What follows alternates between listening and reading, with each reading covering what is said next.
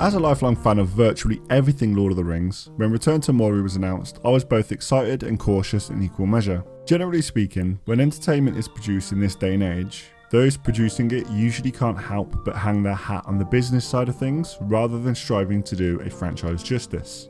I kept a close eye on Return to Moria throughout its development, and for me, the announcement trailer got the game off to a positive start, and so did most of the pre-release content I consumed, but a lot of the major review outlets haven't really looked upon it favourably, so when the game was released I knew it was time to find out for myself. The opening cinematic is beautifully presented, it doesn't really beat around the bush, and it gives you all the information you could possibly need to be on board with the quest that's at hand. I was really happy to hear John Rhys-Davies voicing Gimli again. It wouldn't have felt right if anyone else was to have voiced Gimli, and it feels only right to mention it because they did get this right. Anyone familiar with The Hobbit will immediately relate to the story behind Return to Moria. It's essentially a bunch of dwarves whose home was once inhabited by a monster that they could not defeat, and if you've somehow never seen Lord of the Rings Fellowship of the Ring, then spoiler warning, that monster's now dead and they want their home back. Character creation's a little basic, but it ticks all the boxes overall. The game being based around dwarves at Middle-earth helped free-range games out in the sense that they didn't have to worry about developing a height slider. There's more or less sliders for just about everything else you could want from a dwarf though, and they included some great beards, so that's points from me. The only thing I didn't like about character creation is the mandatory scraps of iron that are nailed to some of the faces that you can choose from. I don't remember seeing a single dwarf from The Hobbit or the Lord of the Rings trilogy that had metal embedded in their face, but perhaps things all went a little bit hipster after the War of the Ring ended. Now, for the purpose of this video, it's important to say that I played this game with friends, and I mention that because there's some cool features I noticed when playing, such as my dwarf was communicating autonomously with my friends' dwarves, using the voice choices from character creation in a way that was narrating the current situation we found ourselves in, or making comment on an Easter egg that we found around Moria. And in the gameplay footage that I watched prior to playing Return to Moria, I didn't see this, but it's a really cool feature and it caught us off guard when playing. You start the game with a cool cinematic of the dwarves being led by Gimli, having a little bit of difficulty getting into Moria. Now, I'm not sure if all these glowing doors of this place have different passwords or Gimli's Elvish has gotten a little bit rusty in his old age, but it did make me chuckle how these guys are considering blowing a hole in this place to gain access. And my guy just stands on a piece of earth and happens to fall his way into Moria. Anyway, the game does a good job of explaining its basic systems to you in the first 5 or 10 minutes of gameplay, and it immediately struck me how rich the lighting in this game felt and how great a job Free Range Games did of building the scenery within Moria. I absolutely love this art style.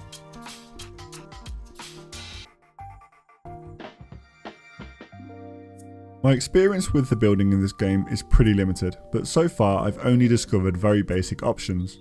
Now, that being said, I'm sure someone could get very creative with what's available. The game does a good job of drip feeding you objectives that incentivize exploration with either new tools or weaponry, and more often than not that means that you end up venturing further and further into Moria. And this is where Return to Moria differs from other survival games. It's mostly built around exploration, and I feel that that explains the limited building options somewhat. I really want to avoid making comparisons to a masterpiece like Valheim, mostly because I believe that Valheim takes all the features needed to build a great survival game, and then does all of those things better, or at least on par with every other game within the genre. But Return to Moria reminds me of a feeling that Valheim gave me, which is every base I built was more of an outpost than a home. Because building up in one place meant a limited experience in a game that constantly has you questioning what else there is to find and see. Ultimately, I think you get the most out of this experience by travelling around Moria and getting lost in a cavern somewhere that you have no idea how to get out of. And with that said, I think I can justify the lack of building pieces on offer here, because I don't really want to try and build a base that's more impressive than Moria itself anyway. As you progress through the areas within Moria, you find these natural outpost locations. You can either adopt them as an outpost of yours, harvest them from materials such as wood, hide, metal or cloth, or completely ignore them altogether. They're always a little ruined, and I guess the idea is they once belonged to dwarves that lived in Moria during its glory days. I've seen these ruined, ready-made outposts mentioned as downsides in reviews, but I actually quite like them. Return to Moria is slightly more linear than your usual survival game, and I believe a big reason for that is its setting. Essentially, there's a form of dark magic blocking access through the entrances to the kingdom, and you're trying to figure out where the magic is coming from, so naturally that's going to be pulling you deeper and deeper into Moria. With that said, it makes sense to build lots of checkpoints, or safe houses if you like, that you can use to eat, rest and prepare for your next adventure with them. It's also worth keeping in mind that you don't actually have to use these outposts. You can build virtually anywhere within reason in Moria. Now, no game that's set in Middle Earth would ever be complete without combat. My first introduction to combat in Return to Moria was punching a rat. So I did what any real dwarf would do, and I threw a crisp jab and a big right hand behind it, no questions asked. A little later on, and I was about ready to get into a real skirmish, the old dwarf versus goblin.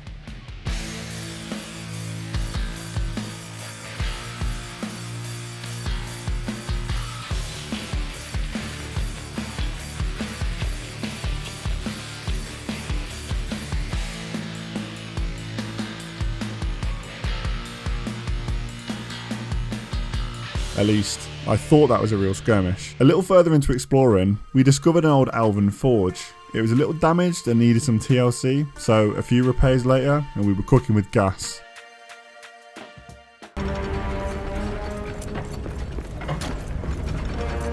Whoa, it's opening. Whoa, whoa, whoa. Whoa. Oh, that music's so good. That's sick. We've got ourselves a forge, an elven forge. Oh, look at the fire. Yes. Whoa. Whoa. Well, if I didn't have any hair before, I ain't got it now. I was going to say, that literally blew you up. We've got bacon for dinner now. Whoa! Whoa. But just when we thought we'd gotten done playing Nikola Tesla, we came under heavy attack.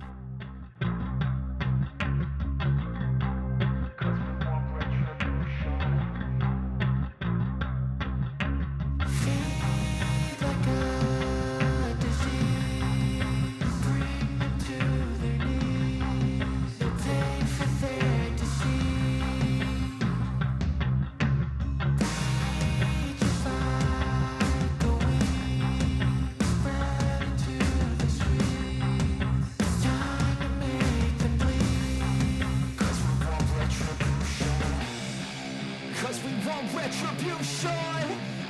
Oh yeah, we want retribution!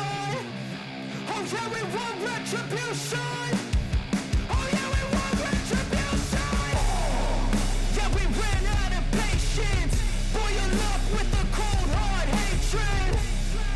I can feel the vibration! Feet in the streets, it's a new sensation! I wanna break faces on the pavement! I wanna make greatness look complacent! Adrenaline awakened, I can taste it. We can make an impact, grab and then take it. Like a disease, bring them to their knees. Pain for their disease.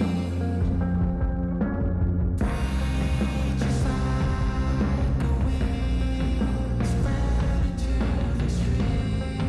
It's time to make them bleed. 'Cause we just want retribution. Let's go light up the darkness.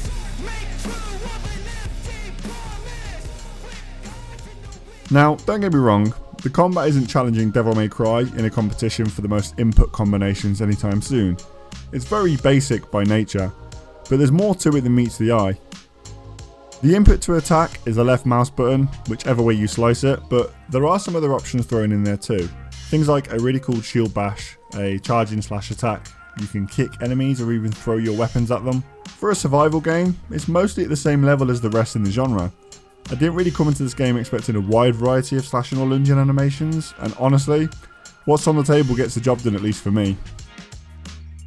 Return to Moria does a great job of bottling that Lord of the Rings magic. Moria feels vast and there's plenty going on. Even by the time you have reached the mines themselves, you'll have no doubt have found plenty of loot, a few wizard marks and some Easter eggs. You may well have missed some things too. There's really no rush to explore or progress through this game, and that's clear at all times. Whether you see it as an upside or a downside, there's no leveling, skill points or builds to consider. The main form of progression is rebuilding these statues to unlock new recipes, and gathering enough resources to build the items you unlock through those recipes. And that can take time, but it's a very satisfying feeling. Hitting that new area, knowing you're fully decked out on food, supplies and gear, with an explored area behind you and the mystery of the next one ahead. There are moments when this game really puts a smile on my face.